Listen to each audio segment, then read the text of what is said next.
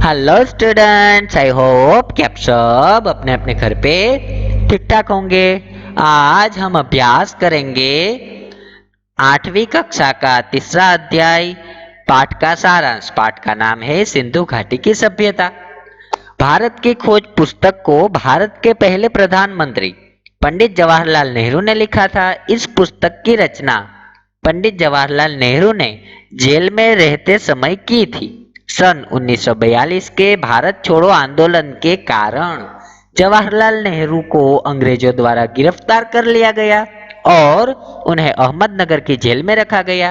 अहमदनगर की जेल में लगभग 5 महीने के प्रवास के दौरान पंडित जवाहरलाल नेहरू ने इस पुस्तक भारत एक खोज को लिखा।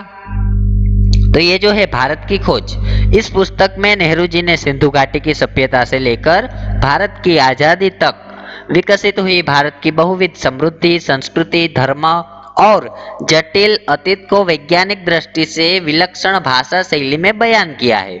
इस पुस्तक को नेहरू जी ने अंग्रेजी में लिखा और बाद में इसे हिंदी और अन्य बहुत सारे भाषाओं में अनुवाद किया गया। भारत की खोज पुस्तक को क्लासिक का दर्जा हासिल है। उसी के साथ साथ भारत की खोज में सिंधु घाटी की सभ्यता का वर्णन किया गया है। सिंधु घाटी की सभ्यता को संसार की सबसे प्राचीन सभ्यता माना जाता है। उसके बारे में इस पाठ में बताया गया है कि सिंधु घाटी सभ्यता के 2 प्राचीन नगर, बड़े और प्रसिद्ध नगर हड़प्पा और मोहनजोदड़ो खुदाई के समय में मिले थे। आप देख सकते हो यहाँ पे फोटो में। सिंधु घाटी की सभ्यता के जो भी अवशेष प्राप्त हुए उसे ज्ञात होता है कि उस समय यह सभ्यता बहुत विकसित थी। सिंधु घाटी की सभ्यता के खंडहरों के जो अवशेष प्राप्त हुए हैं उनसे पता चलता है कि उस सभ्यता में नगर व्यवस्था बड़ी सुव्यवस्थित थी। आप देखो यहाँ पे फोटो में देख सकते हो। पाठ का सारांश, इस सभ्यता में कृषि भी बेहद उन्नत थी। पंडित नेहरू ने भारतीय सभ्यता के विकास के संदर्भ में सिंधु घाटी की सभ्यता को भोरबेला माना है। सिंधु घाटी की सभ्यता हमारे प्राचीन गौरव का बखान करती है। ये सभ्यता नष्ट क्यों हुई? इस कारण शायद जलवायु परिवर्तन रहा होगा, क्योंकि जहां पर ये सभ्यता के अवशेष प्राप्त हुए वहां पर अब रेगिस्तान है। सिंधु घाटी की सभ्यता के अन्य प्रमुख सभ्यताओं से व्यापारिक संबंध भी कायम थे, जैसे कि मेसोपोटामिया की सभ्यता इत्यादि। कुल मिलाकर ये कहा जा सकता है कि सिंधु घाटी की सभ्यता सारी प्राचीन सभ्यताओं में सबसे श्रेष्ठ थी।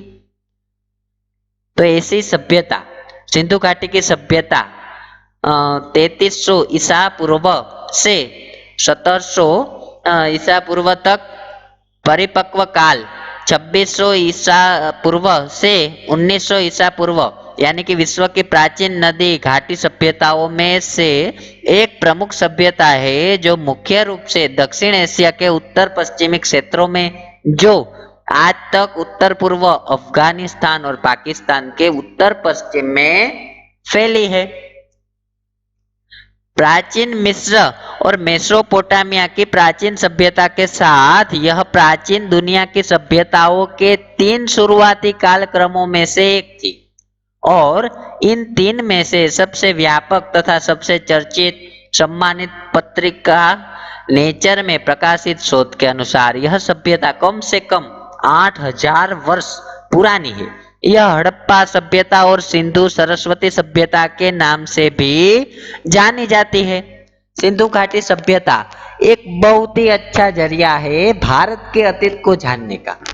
सिंधु घाटी सभ्यता के अवशेष सिंध में मोहनजोदड़ो और पश्चिमी पंजाब में हड़प्पा से मिले हैं। यह विश्वास किया जाता है कि सिंधु घाटी सभ्यता गंगा की घाटी तक फैली थी, इसीलिए यह केवल सिंधु घाटी सभ्यता भर नहीं, उससे भी बहुत अधिक है। इस अध्याय में यानी कि इस पाठ में बताया गया है कि कैसे आर्यों का आना मुमकिन हुआ और उनके आने का कारण क्या था। ऐसा माना जाता है कि आर्यों का प्रवेश सिंधु घाटी युग के लगभग 1000 वर्ष बाद हुआ। इसके बारे में विस्तार से चर्चा इस अध्याय में की गई है।